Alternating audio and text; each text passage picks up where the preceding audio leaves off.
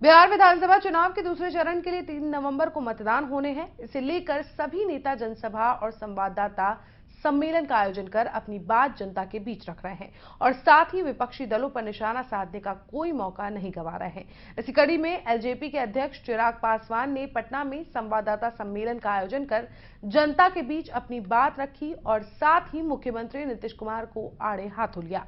आपको बता दें, सम्मेलन के दौरान पासवान ने सीएम पर बिहार में शराबबंदी को लेकर हमला बोला और कहा कि कुछ लोग शराबबंदी की बात करते हैं, लेकिन फिर भी शराब हर जगह उपलब्ध है। सीएम से इसके बारे में पूछा जाता है तो वो रक्षात्मक क्यों हो जाते हैं। इसके साथ ही चिराग ने कहा कि नीतीश के आगे भाजपा नेता नतमस्तक क्यों है। मुख्यमंत्री के वादों को लेकर पासवान ने कहा कि 7 निश्चय घोटाला बिहार के इतिहास का सबसे बड़ा घोटाला है और अब सरकार इसका पार्ट 2 लाने की बात कर रही है। पहले ये तो बताइए कि पार्ट 1 में जो वादे किए गए, क्या उसे पूरा किया गया?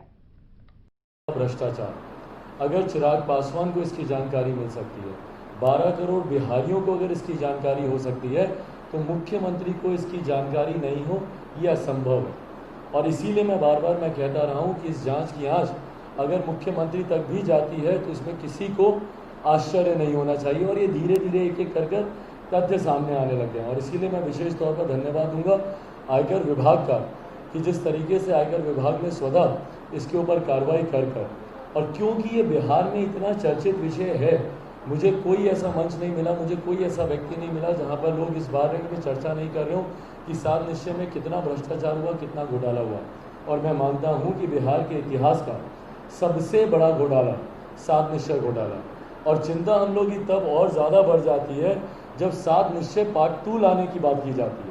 मतलब एक तो पहले आपने भ्रष्टाचार किया इतने बड़े पैमाने पर और उसके बाद उस भ्रष्टाचार से भी आप संतुष्ट नहीं हुए, उससे भी आपका पेट नहीं भरा, तो आपने उसको और बढ़ाने का आपने बात की। आप 7 निश्चय पार्ट 2 की आप बात कर रहे हैं। पहले आप ये तो बताइए कि 7 निश्चय पार्ट 1 में जो आपने बातें की, जो आपने बातें की कि आपने उनको पूरा किया, जिसमें प्रमुखता से नली गली नल जल योजना का जिक्र आप बार बार करते हैं। मुख्यमंत्री भी बार बार बोलते हैं कि हम लोग का इतना प्रतिशत काम हो गया, इतना प्रतिशत काम हो गया। बिहार की कोई एक विधानसभा मुझे दिखा दीजिए, आज विधानसभा के चुनाव चल रहे हैं, एक विधानसभा मुझे दिखा दीजिए जहाँ पे लोग खड़े होकर बोले कि हाँ भैया यहाँ पे काम हो गया।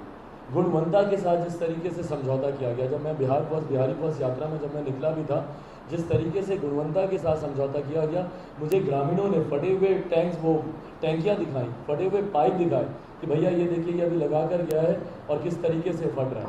नल जल योजना की बात करते हैं, ना के बराबर अगर कहीं पे पाइप लगा है तो इसमें से पानी ना के बराबर आपको मिलेगा। नली गली की ये बात करते हैं, जिस तरीके से नली गली अधर में योजनाएं लटकी हुई हैं, मतलब बनी बनाई सड़क, कुछ लोग तो ये भी बोलते हैं ग्रामीण की भैया अच्छी खासी बनी हुई थी, इन्होंने इसको उघाड़ दिया, उबाड़ दिया, अब इसके बाद अब कुछ कर नहीं रहे, अधर में लटकी हुई योजना है। तो जिस तरीके से भ्रष्टाचार हुआ है और उसकी जांच, मैंने हमेशा बोला है कि मैं उसकी जांच करवाऊंगा, और जांच के नाम मात्र से जिस तरीके से मुख्यमंत्री नीतीश कुमार जी बौखलाए, जिस तरीके से उसके बाद आप हर जगह देख रहे हैं उनकी बॉडी लैंग्वेज हो, जिस तरीके से हर मन से उनको गुस्सा आता है, और उसके बाद जिस तरीके से वो व्यक्तिगत टिप्पणियों पर आ गए, व्यक्तिगत तौर पर जिस तरीके से निजी हमलों पर वो आ गए।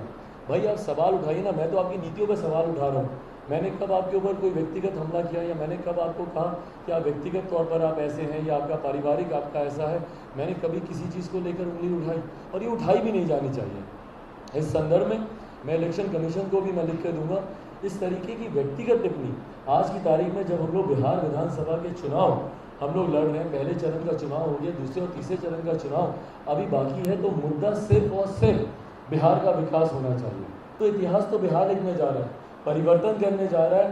15 साल हम लोगों ने जंगल राज का देखा था, उसके नेतृत्व आज कहाँ पर बैठे हैं, उसका हर्ष देख लीजिए बिहार की जनता ने क्या किया।